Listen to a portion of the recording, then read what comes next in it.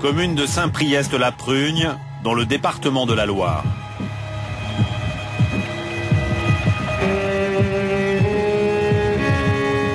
Dans la semaine, Arlette Maussan est tailleuse de pierre. Le week-end, elle sillonne depuis plus de 10 ans les routes de son département à la recherche d'une radioactivité pas du tout normale.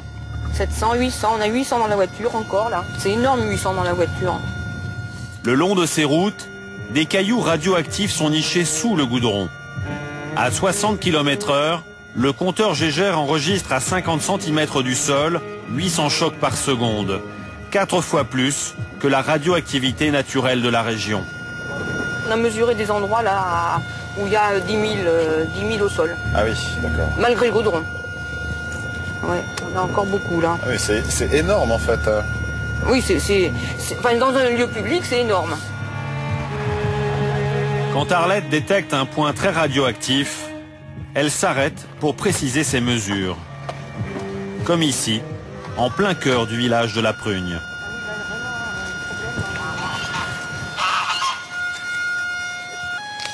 Ah, on a passé plus de 10 000 là. 11 000, 12 000. 12 plus 3, ça veut dire 12 000. Ah, donc c'est vraiment, là, c'est vraiment énorme là.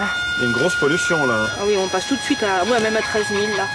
13 000 chocs par seconde, c'est 65 fois plus que la radioactivité habituelle dans la région.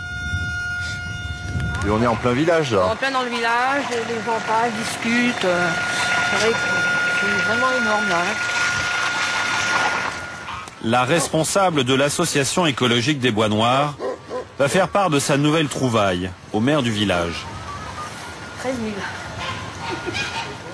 On vient de faire une mesure là près de la Bachasse. Donc avec l'appareil, on vient de trouver 13 plus 3, c'est-à-dire 13 000. Ah, quand même. Oui. Depuis son élection en mars dernier, Éric Duret découvre l'ampleur de la contamination.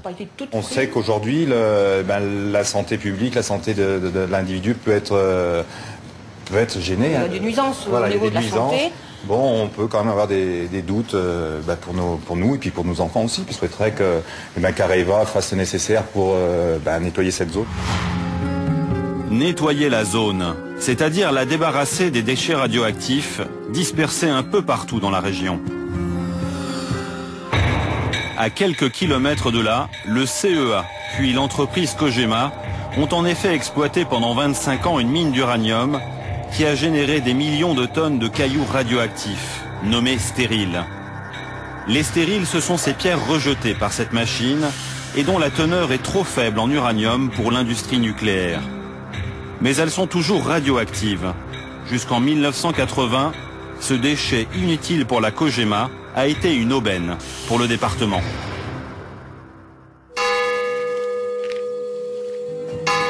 À Saint-Priest, depuis que le collectif des Bois Noirs et la CRIRAD ont révélé l'ampleur de la dispersion, d'anciens employés de la mine se sont mis à parler. Jean-Paul Seignol a été chauffeur de camion pour la Cogema. Sur le site minier, il croisait souvent du personnel de la DDE, la direction départementale de l'équipement, qui venait se servir. La DDE mettait des pelles. La Cogema dit voilà, vous chargez là, ils se mettaient sur la verse à stérile, un gros remblai, un gros tas de stérile, ils tapaient dedans et puis ils chargeaient, les camions partaient, alors, à droite à gauche, n'importe où. Hein. Voilà pourquoi certaines routes du département crépitent.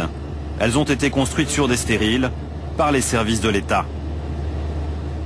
C'était gratuit ou fallait l'acheter? Ah ben normalement, moi j'ai jamais vu de facture à main. Peut-être que ceux qui recevaient quelque chose, ils donnaient une petite enveloppe pour le comité d'entreprise ou savoir, moi peut-être 2-3 bouteilles par-ci par-là d'apéro, je sais pas. Hein. Ouais. Enfin, mais il n'y avait pas de bon pesée ni de facture. Hein. Il y avait une bascule, on ne faisait pas. Hein. Ouais. On embarquait et terminé. Hein. La Cogema se débarrassait de ces stériles à moindre frais, mais ne prévenait personne de la nature radioactive de ces déchets. Et alors vous-même, vous saviez ce que vous transportiez ou pas? Moi, je savais que c'était du minerai d'uranium, mais minerai d'uranium, pour moi, c'était comme du minerai de fer ou du charbon enroulé, comme un camion normal, des bennes, des camions bennes, pas branchés, non. Il n'y avait pas de sigle uranium dessus, j'imagine. Ah ben, moi, il n'y avait pas de sigle, non. Les services de l'État, mais aussi des particuliers, et même des entreprises se sont servis pendant 25 ans. Pire que les routes, des bâtiments ont en effet été construits sur des stériles. À Saint-Priest, C'est le cas du hangar de Patrick Chabrier. Là, vous avez du stérile, hein. Aujourd'hui, le responsable du laboratoire de la CRIRAD va confirmer qu'il est contaminé.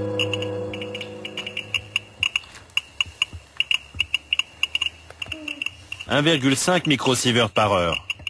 Les milliers de mètres cubes de stériles contenus dans ce sous-sol présentent un risque pour la santé des personnes qui travaillent ici. » Vous aviez eu un acheteur éventuel? Oui, j'avais un acheteur éventuel, mais bon, il m'avait dit qu'il fallait que ça se mette aux normes. Et puis moi, comme je suis classé au fichier sur en mairie au niveau des terrains pollués, je ne peux pas le vendre tel qu'il est là. Et vous avez essayé d'en parler à Areva ou d'une manière... J'en ai parlé notamment à Areva, et puis ils m'ont dit si vous le vendez à ce moment, on va dépolluer.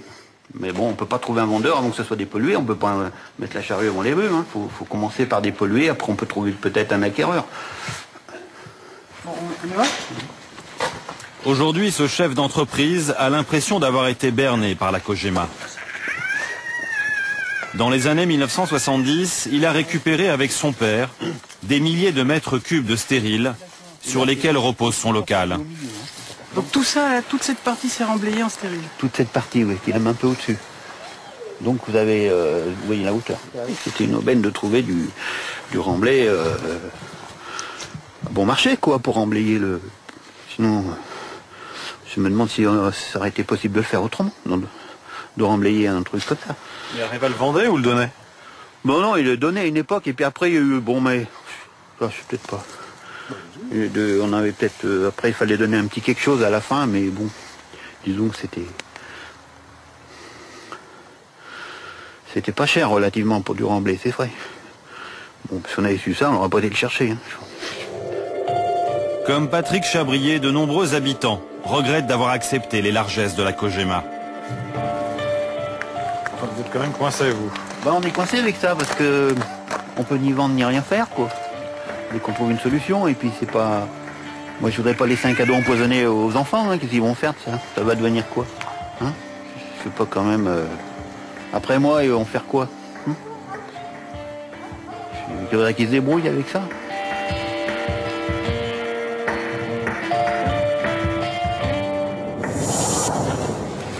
Après sa journée de recherche, Arlette Maussan va mettre à jour sa carte radioactive.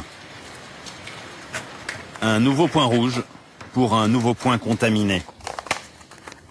Un de plus parmi les 80 sites qu'elle a répertoriés en 10 ans. En décembre 2007, elle a envoyé ce relevé à l'administration. On leur a donné les résultats sous forme de tableau. Ainsi qu'à la DRIR, à la sous-préfecture. On leur a donné tout ça au mois de décembre l'année dernière. Areva considère qu'il n'y a pas d'urgence et que les normes sont respectées. Voilà. Et nous, on considère qu'il y a quand même des valeurs qui sont très importantes par rapport à la valeur naturelle. Que pense la DRIR, le gendarme de l'environnement régional, de ces valeurs bien supérieures à la radioactivité naturelle?